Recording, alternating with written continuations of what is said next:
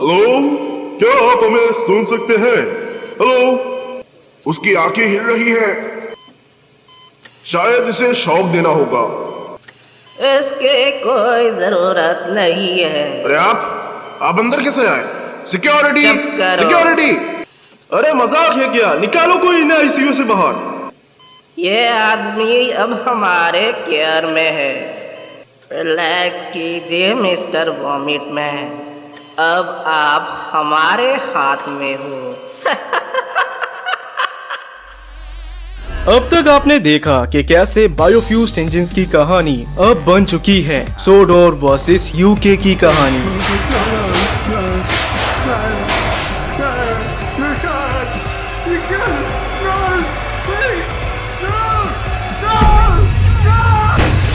जहां पर सोडोर के बायोफ्यूज्ड इंजिन्स, स्पेशली थॉमस और बाकी के इंजिन्स चाहते हैं एक ऐसी दुनिया जहां पर वो फ्रीली रह पाए।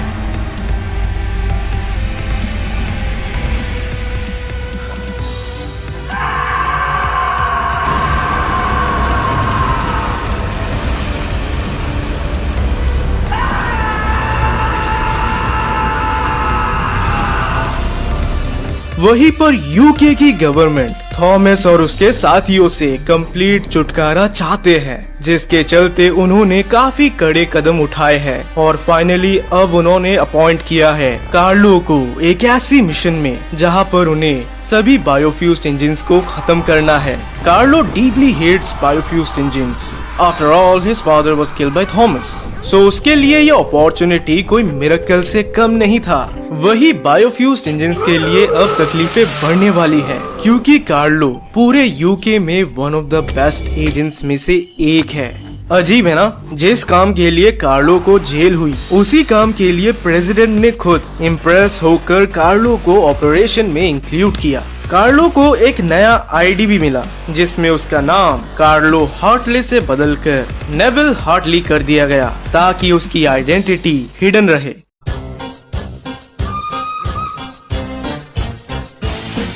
वो है 2, वो है 4, वो है 6, वो है 8, करते हैं हर काम में बात। लाल हरे भूरे नीले सबके सब है जोशीले, सब करते हैं अपना काम, चाहे पास हो या फिर दूर मकाम। कभी उतरी तो वो मर के Thomas and his friends. Carlo का फर्स्ट टारगेट था पिकारी सलाको, जो कि एक बायोफ्यूज्ड इंजन है और उसने एक नॉर्मल औरत जिसका नाम है हेली उससे शादी की है। पिकारी एक किड्स ट्रेन था और काफी फ्रेंडली भी था। एक बार खबर आई कि पिकारी बहुत बीमार है और उसे इमीडिएटली सोडोर रिसर्च में भेज दिया गया। जी हाँ, वही सोडोर रिसर्च जहाँ पर वो ट्रक्स रखे गए थे। पर जब कार्लो ने सोडोर रिसर्च बिल्डिंग को जलाया तब उसे कहीं भी पिकारी नहीं दिखा। ये बड़ी अजीब बात हुई। हेली फिर एक नॉर्मल लाइफ जीने लगी एक गवर्नमेंट बिल्डिंग में, जहां वो साइकिक रीडिंग सीखने में लग गई। पर साइकिक रीडिंग इंसानों पर काम नहीं करता, वो तो सिर्फ बायोफ्यूज्ड प्रोडक्ट्स पर ही यूज होता है। पक्का हेली कुछ तो छुपा रही है। पिकारी का सोडोर रिसर्च में ना होना और हेली का साइकिक रीडिंग सीखना, डेफिनेटली समथिंग इज कुकिंग। और इसीलिए कार्लो सीधे उसके अपार्टमेंट में पहुंच जाता है। हमसे सब छीन लिए और हमें जिंदा छोड़ दिए।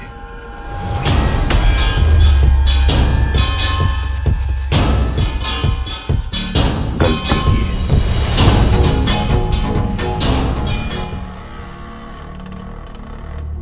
ओ, ये घर इतना खाली क्यों है और डार्क भी? शायद यही अंजाम होता है उन लोगों की जो बायोफ्यूज इंजन से ताल्लुकात रखते हैं। I mean, क्या जरूरत थी हेली को एक बायोफ्यूज इंजन से शादी करने की? वो एक नॉर्मल इंसान से भी तो शादी कर सकती थी। पर मुझे क्या, फाड़ में जाए हेली, फाड़ में जाए पिकारी। बेथ जा मिस्टर हार्टली, मेरी कंडीशन वैसे भी ठीक नहीं है जैसे कि तुम देख सकते हो। मैं बस सरवाइव कर रही हूँ और कम्युनिकेट कर पा रही हूँ इस मोटराइज्ड व्हीलचेयर के थ्रू जिसको स्टीवन हॉकिंग्स ने बनाया था। तो मैंने तुम्हारे बारे में न्यूज़पेपर में पढ़ा कैसे तुमने रिसर्च सेंटर को जला दिया और मेरे हस्बैंड को भी मार दिया? इतनी नफरत क्यों है तुम्हारे अंदर? हर किसी को थॉमस के लिए सफर क्यों करना पड़ता है? थॉमस ने तुम्हारे पापा को मारा, लेकिन तुम इसका बदला थॉमस से नहीं ले पा रहा है क्योंकि तुम बुज़दिल हो। हालांकि रूम काफी डार्क है, बट फिर भी कार्लो ने नोटिस किया कि हैली बिल्कुल भी नहीं हिल रही और ना ही वो पलकें झपका रही है। साथ ही पीछे से हैवी ब्रीदिंग की आवाज आ रही है। कार्लो चुपचाप वहीं पे बैठा रहा बिना कुछ बोले। वही हम देख पाते हैं कि हैली के पीछे पिकारी छुपा है, जिसे ट्रॉमा और एंजाइटी फील हो रहा है। पिकारी ने कार्लो के बारे में न्यूज़पेपर में पढ़ा था जब कार्लो ने सोडोर रिसर्च फैसिलिटी को जला दिया। इसीलिए वो अच्छे से जानता है कि यदि वो कार्लो के हाथों पकड़ा गया तो वो भी मारा जाएगा। धीरे धीरे पिकारी समझ जाता है कि ये पैतरा काम नहीं आने वाला। कार्लो कभी भी उठकर उस पर वार कर सकता है और तभी ये हुआ।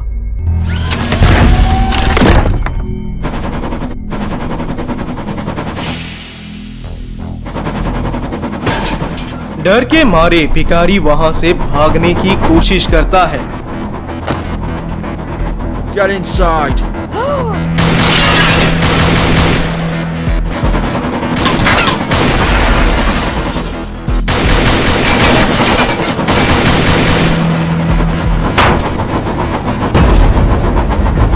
भिखारी सीधे प्लेग्राउंड के पीछे एक वॉल में छुप गया। वो कितना भी छुपने की कोशिश क्यों ना कर ले, आफ्टर ऑल वो कार्लो के सामने है और कार्लो के सामने कोई भी नहीं बच सकता।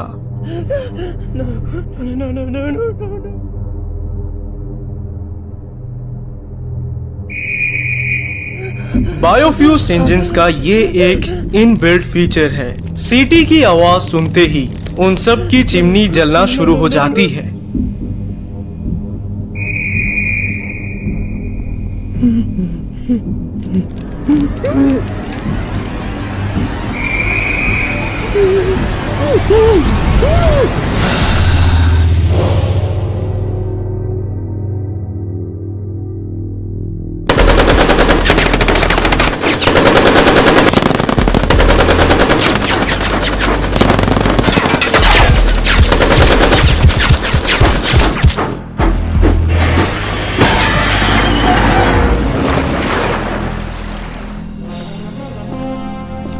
कार्लो एकदम अपने पेस में आगे बढ़ता है। उसके चेहरे में कोई इमोशंस नहीं, बस रिवेंज नजर आता है। No. Please! Please, no! Please! No! Please! No, please! A child! A child! We have a child! Please!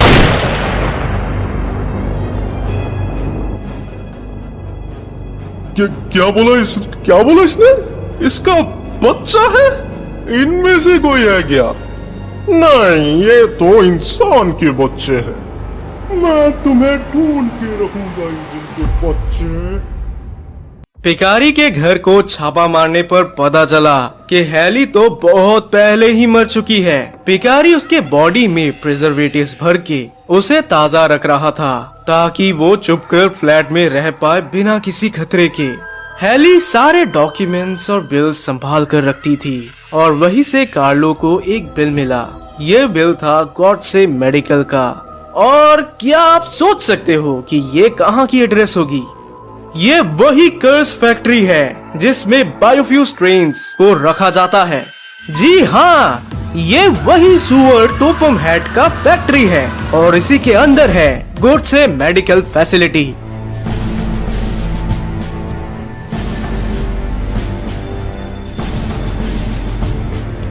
दरअसल हैली को हमेशा से एक बच्चा चाहिए था, but it was not possible with Pikari.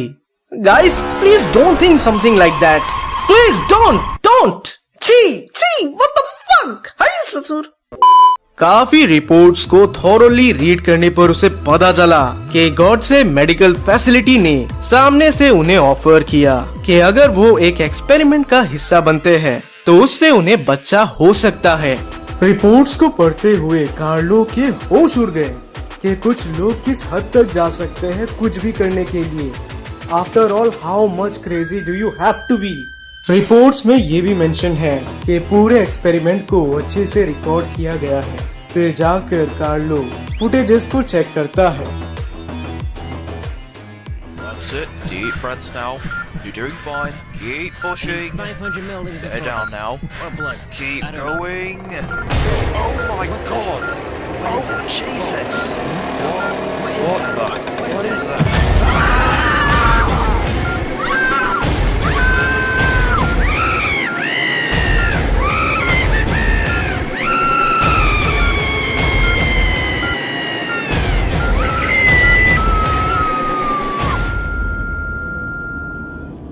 कितने पागल और घिनौने लोग थे। एक बच्चे के लिए उन्होंने ये अजीब एक्सपेरिमेंट होने दिया। ओह कम ऑन, एडॉप्ट भी तो कर सकते थे। कार्लो को कहीं भी बच्चे इंजन की फोटो या रिकॉर्ड नहीं मिली। इससे वो ये तो जान गया कि यकीनन कोई तो बहुत ही सिक माइंडेड आदमी है इन सब के पीछे। अब कार्लो यूज करता है मल्टी डायरेक्शन टूल किट, जिसकी मदद से वो ऑपरेशन सेंटर के फुटेज को हर एंगल से देख पाएगा। और क्योंकि साल 2038 की स्टोरी है तो ये सब टेक्नोलॉजीज या बोले तो Technology! तब के टाइम में अवेलेबल है। ओह कम ऑन, यहाँ पर बायोफ्यूज इंजन यहाँ वहाँ घूमते रहते हैं जो कि काइंड ऑफ इम्पॉसिबल सी चीज है, लेकिन आप इसको एज अ रियलिटी एक्सेप्ट कर रहे हो एंड मैं आपको ये टेक्नोलॉजीज एक्सप्लेन कर रहा हूँ। I know, fuck no. चलो काम शुरू करते हैं। Turn right 1। यहाँ तो कोई भी नहीं है। Turn left 61 degree.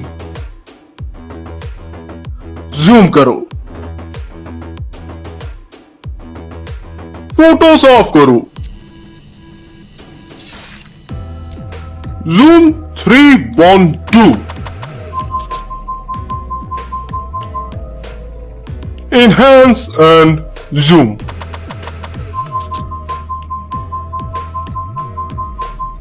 Left 4 degree घूमो।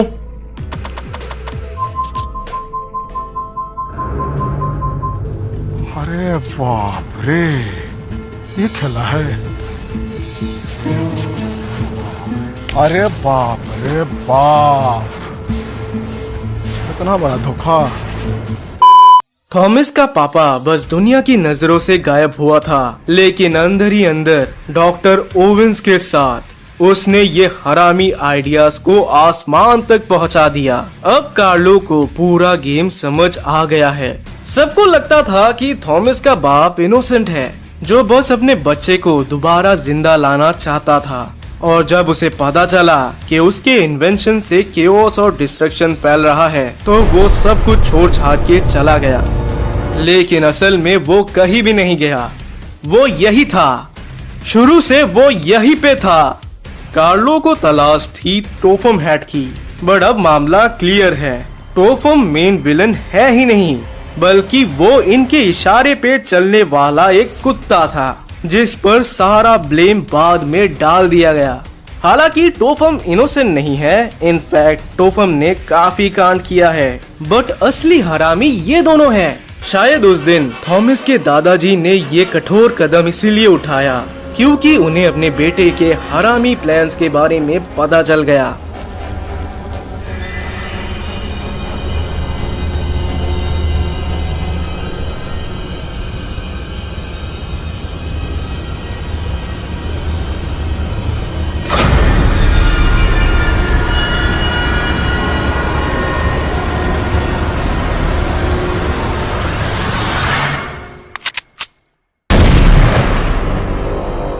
रही बात डॉक्टर ओवेंस की, तो काफी भोले बन रहे थे सीजन 1 में, बट हमने खुद एंड में देखा था कि कैसे हार्टली, जिसको थॉमस ने फाड़ा, वो अब तक जिंदा है और यकीनन डॉक्टर ओवेंस उस पर कुछ न कुछ रिसर्च कर रहा होगा। बेचारे कार्लो को तो इन सब के बारे में पता भी नहीं। उसे तो लगता है कि उसके पापा उसी दिन खत्म हो गए। खैर, थॉमस के पापा की डेथ हो चुकी है ब्रेन स्ट्रोक के कारण, तो अब कार्लो को ढूंढना है बस एक आदमी को, जो कि है डॉक्टर ओवेंस। और उससे बदला भी तो लेना है। कार्लो समझ गया कि शर्ट 17 ही एक ऐसी जगह है जो क्योंकि सोडोर आइलैंड के अंदर पड़ता है तो वहाँ डॉक्टर ओवेंस हो सकता है, मगर सोडोर के अंदर जाना काफी डेंजरस है। थॉमस ने कई सारे बायोफ्यूज्ड इंजिन्स को बॉर्डर पर तैनात किया है। इनफैक्ट बॉर्डर के उस पार तैनात बायोफ्यूज्ड इंजिन्स में से कुछ तो इतने खूंखार है कि उन्हें कंट्रोल करना नामुमकिन है। उन्हीं में से एक है टेरी, जो कि एक मेंटल पेशेंट है। टेरी को मल्टीपल पर्सनालिटी डिसऑर्डर है और इसीलिए बायोफ्यूजन में 2 टेरी बने, जिनमें से एक बना एक ट्रेन जो कि नॉर्मल सा प्यारा सा है एंड वो कभी भी किसी को नुकसान नहीं पहुंचाता, और दूसरा कुछ अलग ही बन गया, कुछ बहुत खूंखार, कुछ बहुत डेंजरस।